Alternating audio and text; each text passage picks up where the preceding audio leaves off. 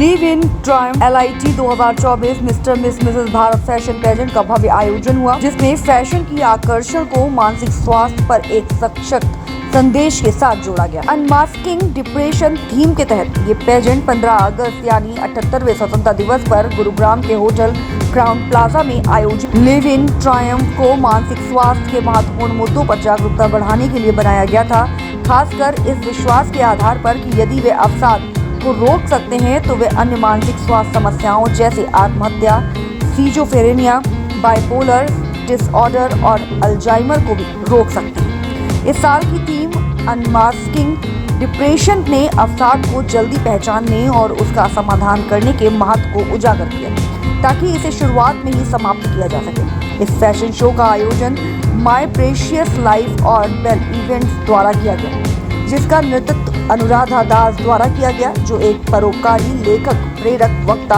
और अपनी खुद की movie production company rising eagle production की निदेशक है, जो अमेरिका में स्थित है। इस आयोजन में कई प्रतिष्ठित मेहमानों और वक्ताओं ने भाग लिया, जिन्होंने इसके प्रभाव को और अधिक बढ़ा दिया। इस कार्यक्रम में मुख्य अतिथि के रूप में मेजर जनरल RK राजदान, विशिष्ट अतिथि के रूप में मुकेश गंभीर, संस्थापक रेडियो बूज मीट उपस्थित हुए। वहीं मीडिया से बात करते हुए अनुराधा दास ने कहा, हमने लिव इन ट्रायम्फ बताया है और इसका जो सीरीज़ है वो फ्रीडम फैशन है, जो 3 साल पहले हमने फ्रीडम फैशन शुरू किया। उससे पहले हमने किया था फैशन शो, लेकिन फ्रीडम फैशन जो है वो ये तीसरा इवेंट था जो हम आज़ादी के दिन रख रहे हैं इसको। और क्योंकि हमारा राज्य भारत आज़ाद हो गया, लेकिन लोग आज़ाद नहीं हैं, वो बॉन्डेज में अभी भी हैं। तो इसीलिए मैंने सोचा कि आज़ादी के दिन रखा जाए इसको। और आज़ादी का मैसेज के साथ ये बहुत रिलेट कर रहा है कि बाहर की आज़ादी को हम मानते हैं, लेकिन अंदर की आज़ादी हमें नहीं पता। तो मैं अवेयरनेस क्रिएट करने की कोशिश कर रही हूँ काफ़ी साल से, और धीरे धीरे करके मैं काफ़ी सारे रिजल्ट्स भी देख रहे हैं। यूथ की अगर बात करें, लड़कियों की बात करें, तो उनको तो आपने मौका दिया ही है और हर प्लेटफॉर्म उनको मौका देता है। लेकिन जो वरिष्ठ लोगों को मैंने स्टेज पे देखा कि वरिष्ठ लोगों ने किस तरीके से झूम कर डांस किया, उन्होंने वॉक किया, उनको मौका देने का आपने कैसे सोचा और पर्पज क्या है? बहुत अच्छा सवाल है। मुझे लगता है कि हमारा रिटायरमेंट नहीं है, हम कोई रिटायर नहीं होता है। जब तक हम जिंदा हैं, कुछ ना कुछ हम करते रहें, इन्वॉल्व होते रहें, और जब तक हमारे हाथ पैर चल रहे हैं, अगर हम बहुत बेड पे नहीं हैं तो हम कुछ ना कुछ कर सकते हैं। और एक चीज़ है, अगर हम इन्वॉल्व रहेंगे चीज़ों में, बुढ़ापा एक बीमारी नहीं है। और जो एजड लोग हैं वो ज़्यादा वाइज हैं, उनकी विजडम का यंगर जनरेशन को ज़रूरत है। इसीलिए मैं ओल्डर जनरेशन को इन्वॉल्व करती हूँ और उनको कहती हूँ कि आपका जो विजडम है वो यंगर जनरेशन को दीजिए, है ना।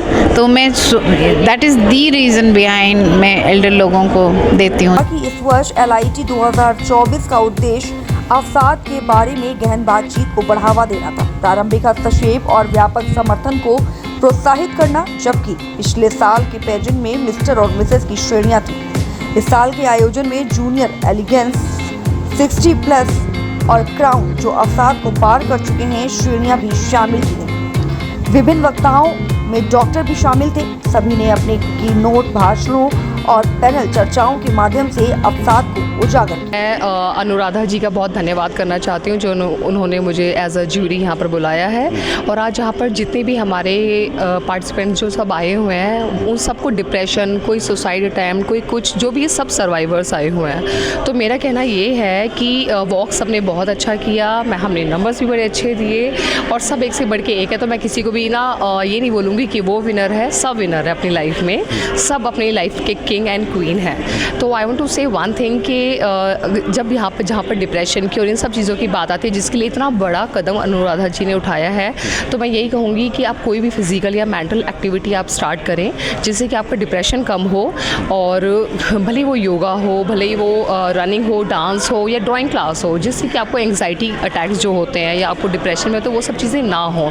तो आज यहाँ पर मुझे आके बड़ा अच्छा लगा, सबने बढ़ चढ़ के हिस्सा लिया और सब ने अपनी अपनी जो भी उनको समस्या आए हैं वो सबने सामने रखी। फैशन शो में सबसे ज़्यादा जो टैलेंट है वो वहाँ से आया है जो लोगों ने अपने आप को कंप्रेस किया हुआ था, जो लोग डिप्रेशन से गुजर रहे हैं, जिनके साथ हादसे हुए हैं पर वो हादसे शायद किसी को पता ही नहीं है। उन हादसों से निकल के लड़ के वो जो सोसाइटी में आके यहाँ स्टेज पे खड़े हुए हैं, ये अपने आप में बहुत बड़ी बात है। सो ये टैलेंट मुझे बच्चों से लेके बड़ों से लेके और बुज़ुर्गों तक दिखा है। जो डिप्रेशन है उसकी कोई उम्र नहीं होती, वो मैंने आज स्टेज पे देखा है। तार वो कहते हैं ना कि देश के लिए, देश की रक्षा करने के लिए बॉर्डर पे खड़े होने की ज़रूरत नहीं है, आप लोगों के बीच में रह के भी अपने देश की रक्षा कर सकते हैं। दैट द सेम थिंग जो वो एक सोसाइटी के लिए, हमारे देश के लिए कर रही है। यहाँ तक आना, स्टेज पे खड़े होना और इतने हज़ारों लोगों के बीच में आके अपनी कहानी बताना और इस स्टेज को शेयर करना उनके साथ। देर कुछ कंटेस्टेंट्स थे जो रो भी पड़े अपनी कहानी को शेयर करके।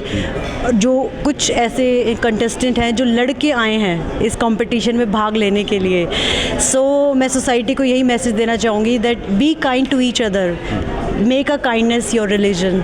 आई थिंक ये पहली बार ऐसा देखने को मिला है जहाँ एक फ़ैशन शो को एक कॉज के साथ रिलेट किया है। I think this in itself is a very big thing, ऐसा मैंने पहले कहीं नहीं देखा है। सो आई थिंक ये सिर्फ एक प्लेटफॉर्म नहीं है जहाँ हम फैशन शो कर रहे हैं, ये एक प्लेटफॉर्म है जहाँ हम इन सारे जो डिप्रेशन से पीड़ित हैं उनको हम बुला रहे हैं, उनको हम एक वॉइस दे रहे हैं। So I think it's a lovely cause and I think Anuradha ma'am is doing a fantastic job and I am happy to be here.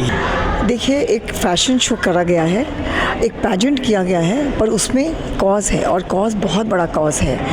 Depression आजकल हम देखते हैं हर एज ग्रुप को डिप्रेशन होता है और उसके बारे में बात करना जो हमारी कंट्री में टैबू था आज तक, उसको आप एक प्लेटफॉर्म पे लेके आए हो जहां आप खुले आम उसके बारे में बात कर रहे हो और बता रहे हो। इससे अच्छा और क्या हो सकता है कि आप दूसरों को भी इंस्पायर कर रहे हो कि हम अगर बताएंगे तो कोई भी ये नहीं सोचेगा कि हम पागल हैं या हमें कोई दिक्कत है। डिप्रेशन, अभी जो ये फैंसी टर्म है डिप्रेशन का जो फैंसी टर्म है, ये अभी 10 साल से या 5 साल से मैं सुन रही हूँ। उससे पहले अगर मेरे पापा या मेरे घर वाले या आपके भी घर वाले, उनको ये टर्म ही नहीं पता। डिप्रेशन जब से टर्म आया है ना डिक्शनरी में, तब से ही डिप्रेशन शुरू हुआ है। कुछ कहेंगे आज के इस कार्यक्रम को लेकर, और खासकर आजकल के माहौल में जो लोग ढल रहे हैं डिप्रेशन के माध्यम से, लोग अपने आप को ख़त्म कर रहे हैं, कई परिवार उजड़ रहे हैं, उसको लेकर जो अनुराधा दास काम कर रही हैं, क्या कुछ कहेंगे? जी, मैं खुद डिप्रेशन से मेरा बहुत फ़ाइट रही है और बड़े लंबे साल तक चला। मैं बहुत बीमार रहा, बहुत सी बीमारियां हो गई, बेड पे लग गया और बहुत चीज़ें खो गई मेरे जीवन में। मगर जब मैंने हिम्मत की, अपने साथ वालों को बताना शुरू किया कि मैं ऐसे सफ़र कर रहा हूँ, तो फिर धीरे धीरे इलाज होता गया और मैं ठीक होकर अब आज के दिन मैं बॉलीवुड एक्टर हूँ और मॉडल हूँ।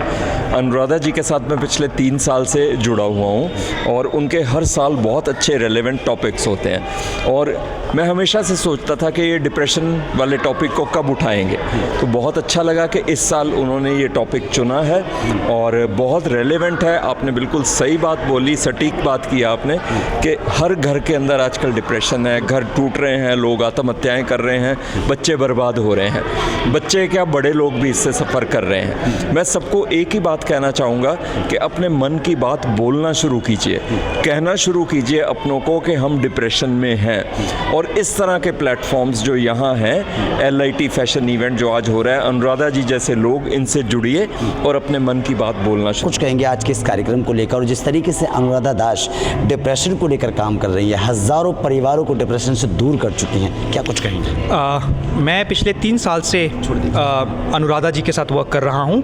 पिछले 2 साल मैंने एज फैशन मॉडल उनके साथ वर्क किया एंड इस बार अपार्ट फ्रॉम मॉडल मैं अपना जो हमारा क्लोथिंग लाइन है, हमारा हाउस ऑफ डी मास्क, वो हमने लॉन्च किया।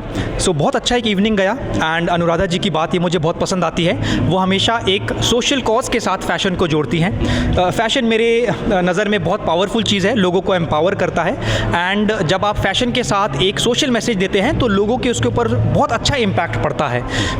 सोशल कॉजेज़ अपने में थोड़े बोरिंग हो जाते हैं कभी कभी, बट आप जब उसमें ग्लैमर ऐड करते हैं, ऐसे चमकदार कपड़े ऐड करते हैं, तो सब बड़े खुश होते हैं, एक एक्साइटमेंट आता है एंड द ओवरऑल इवनिंग वो बहुत अच्छी हो जाती है। एक सवाल मेरा रहेगा, मैं आपसे पूछूंगा कि क्या आप भी किस तरीके के डिप्रेशन में आप पहुंचे थे?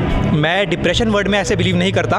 मेरा मानना ये है कि जो क्रिएटर है भगवान, उसकी पावर हम में है, हमारे माइंड में है। तो अगर हम डिप्रेशन वर्ड पे फोकस ना करके अपनी हीलिंग पे फोकस करें, अपने माइंड को यूज़ करके, तो डिप्रेशन क्या, कोई बीमारी हमें नहीं लग सकती। लेकिन आज का जो यूथ है, अक्सर आप देख रहे होंगे ऐसा डिप्रेशन में यूथ जा रहा है कि सुसाइड नोट लिखकर और वो तस्वीर डालकर वायरल करके और खुद सुसाइड कर रहा है। ऐसे यूथ को क्या संदेश रहेगा आपका? कि कंपटीशन में ना पड़िए, प्रेशर में ना आए।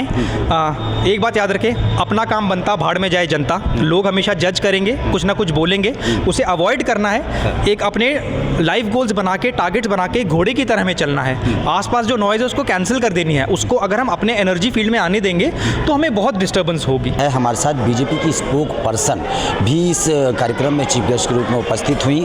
और मैम क्या कुछ कहेंगे इस कार्यक्रम को लेकर? दूसरी बात ये है कि डिप्रेशन को लेकर भी कहीं ना कहीं अनुराधा जी काम कर रही हैं, और जितने भी आपने स्टेज पे लोग देखे हैं, ये तमाम लोग, कुछ लोग ऐसे हैं जो डिप्रेशन से बड़े परेशान हैं।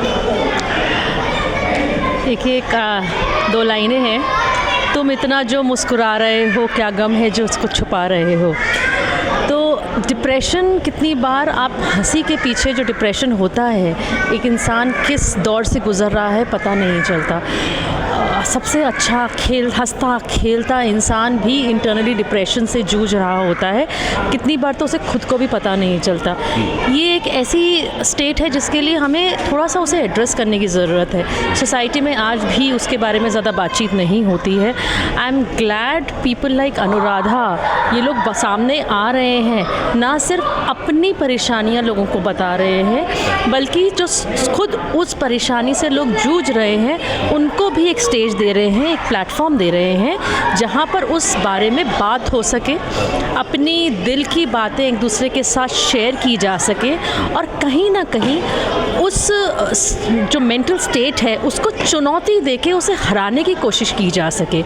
ये स्टेट मुझे लगता है कि हर इंसान की लाइफ में कभी ना कभी शायद ये फेज़ ज़रूर आता होगा, चाहे वो काम का स्ट्रगल हो, चाहे पर्सनल लाइफ का स्ट्रगल हो। स्टूडेंट्स आजकल बहुत फेस करते हैं इन चीज़ों को। एक बेंचमार्क रख लेते हैं, मुझे इतने मार्क्स चाहिए ही चाहिए, मुझे उसको बीट करना है, मुझे ये बनना है।